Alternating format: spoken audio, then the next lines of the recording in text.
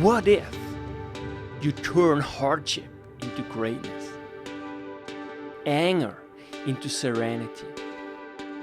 Everything changes. Make your life a masterpiece.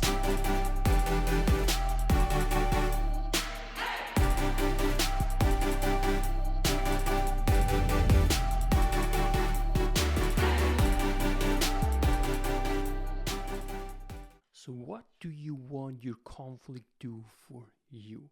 What do you really want the conflict to be? What kind of meaning do you project to the conflict?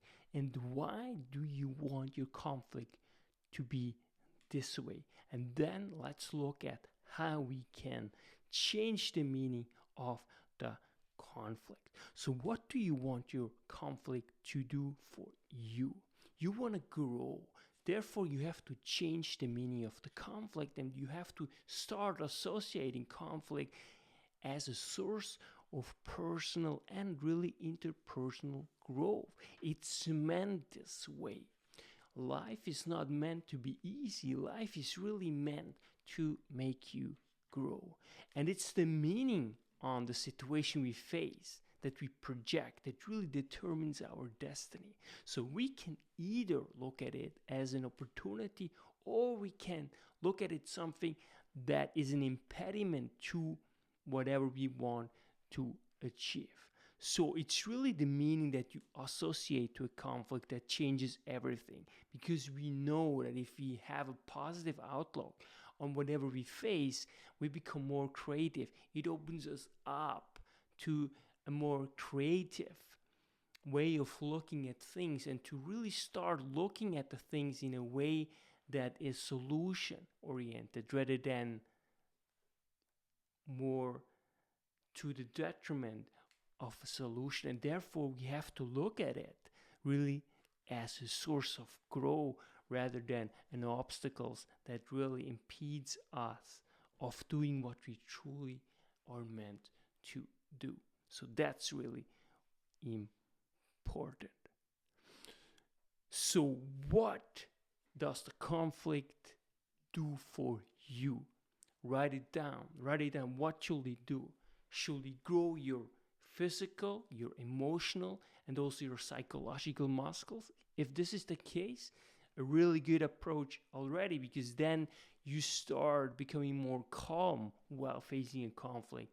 And by doing so, you can really start applying the strategies and tools that I teach you in order for you to really strive, whether it's at the personal or really professional level. You can really start striving. So think about it. What does conflict do for you? First question. And then second, what does the conflict do for you spiritually?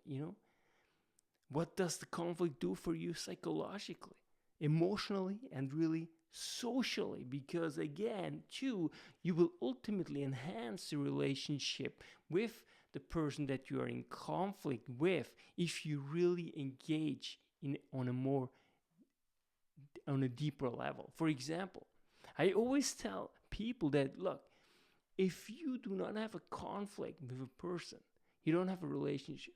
A relationship already implies automatically that there is a conflict. Again, we come back to the definition of conflict, which is really a conflict is a process in which two or more people engage in a perceived diversion of values and goals and try actively obstructing each other from achieving these goals. So automatically we always see something slightly different. Therefore, conflict is always there. It's always the question how we actually engage with it. Do we engage constructively or destructively? And if we really engage constructively, then we will, in the long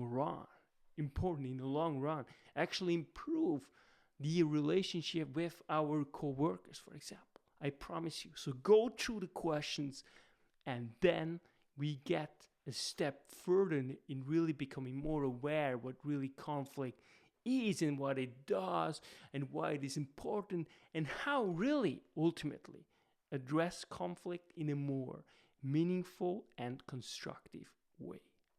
That's why knowledge matters.